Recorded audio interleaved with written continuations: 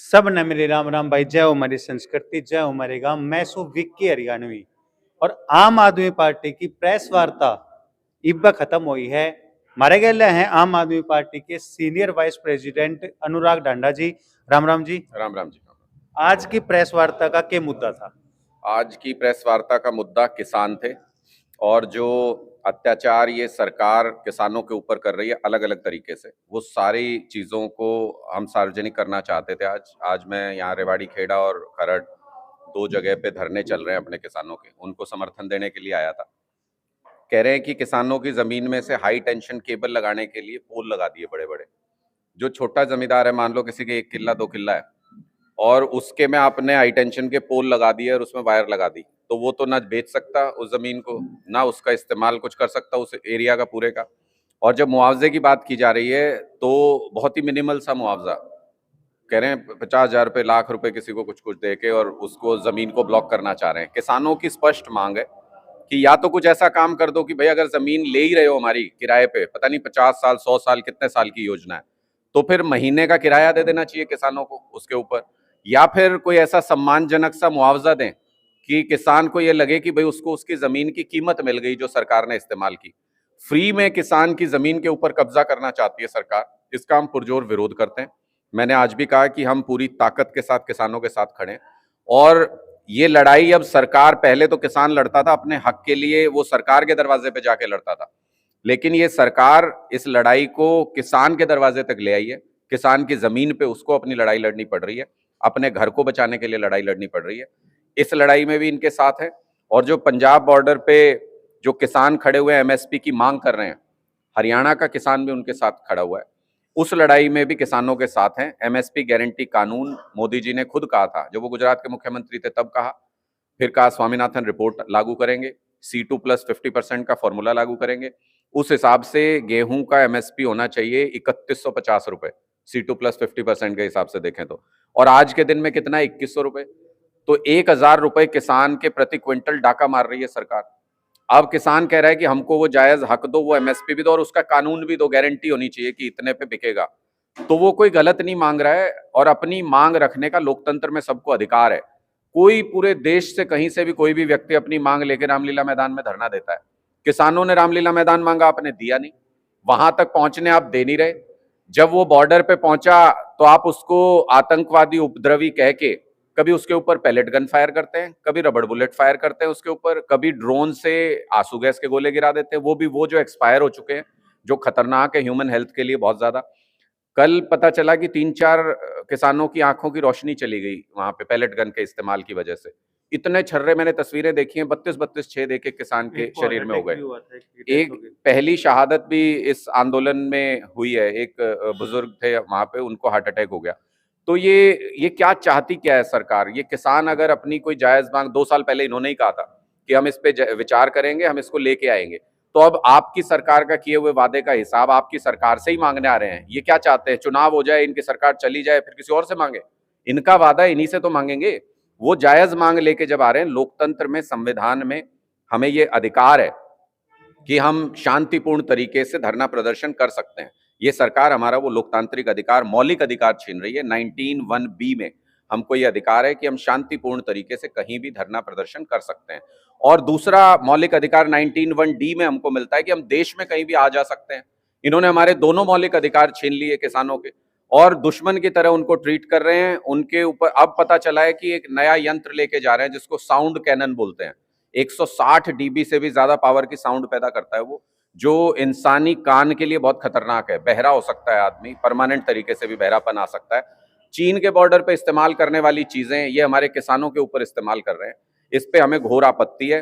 किसानों को जिस तरीके से, अन्नदाता के साथ जिस तरीके का ये व्यवहार कर रहे हैं वो गलत है। हमारी मांग है कि बीजेपी सरकार अध्यादेश के जरिए, इनको शौक है अध्यादेश का, तो उसी अध्यादेश के जरिए, सुप्रीम कोर्ट के फैसले जिस अध्यादेश से पलटते हैं ये, उसी अध्यादेश के जरिए एमएसपी गारंटी कानून इनको लागू करना चाहिए और C2+50% का फॉर्मूला लागू करना चाहिए।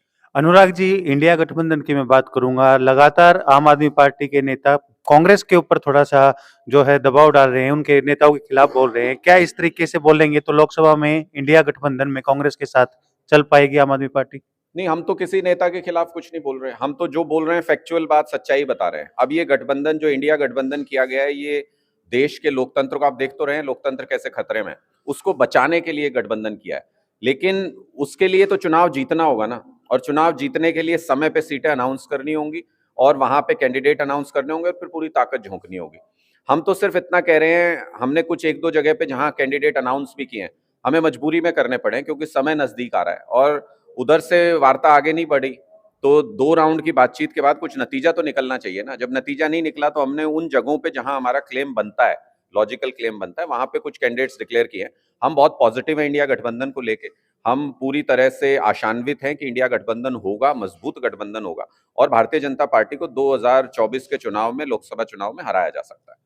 आम आदमी पार्टी की तरफ से डोर टू डोर कैंपेनिंग की गई, उसमें कितने लोग जो हैं प्रत्येक गांव से जुड़े हैं, और आपको क्या लगता है आम आदमी पार्टी 2024 विधानसभा में कितना वो कर पाएगी? देखिए, हम पूरे प्रदेश में, हरियाणा के अंदर अगर आप देखें तो एक बहुत मजबूत संगठन आम आदमी पार्टी अब बना चुकी है। हमने कई कैंपेन्स किए, हमने मेंबरशिप कैंपेन किया, हमने फिर बिजली के ऊपर आंदोलन किया, फिर हमने गांव-गांव में जाके ग्राम समिति बनाने का काम किया।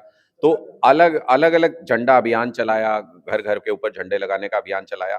उन सब के परिणाम स्वरूप आज के दिन में हरियाणा के हर एक गांव में 15 से 20 मेंबर की कमेटी आम आदमी पार्टी की है, यानी हमारी हर बूथ के ऊपर मौजूदगी है।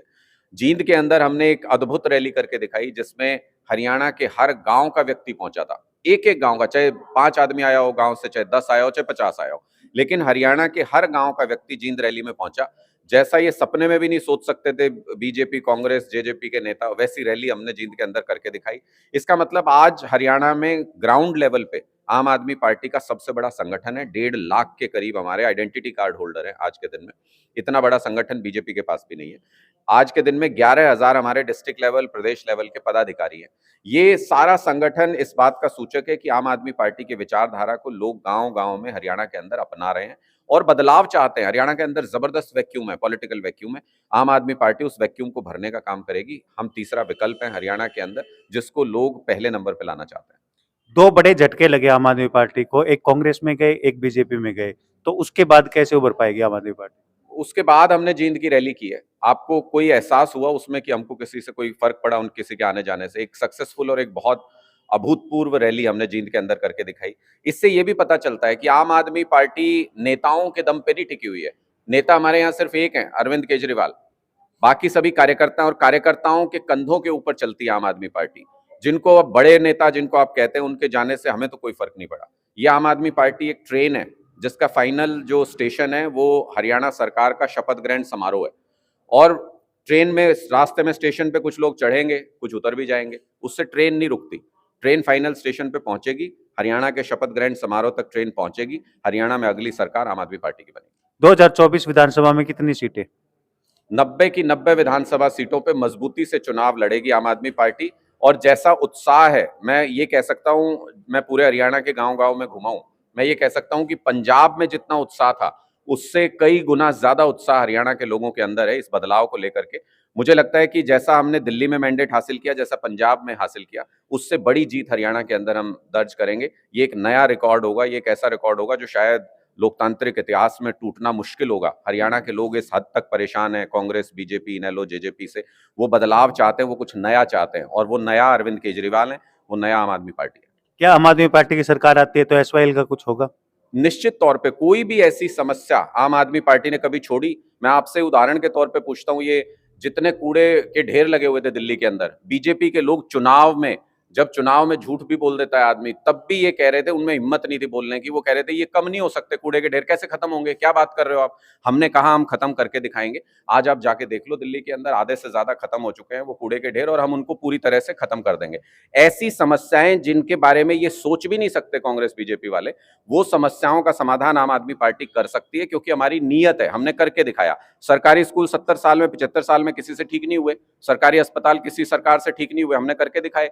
शहीदों को 1 करोड़ रुपए सम्मान राशि किसी सरकार ने नहीं दिया, आज तक 75 साल हो गए, 76 साल हो गए, हमने करके दिखाया।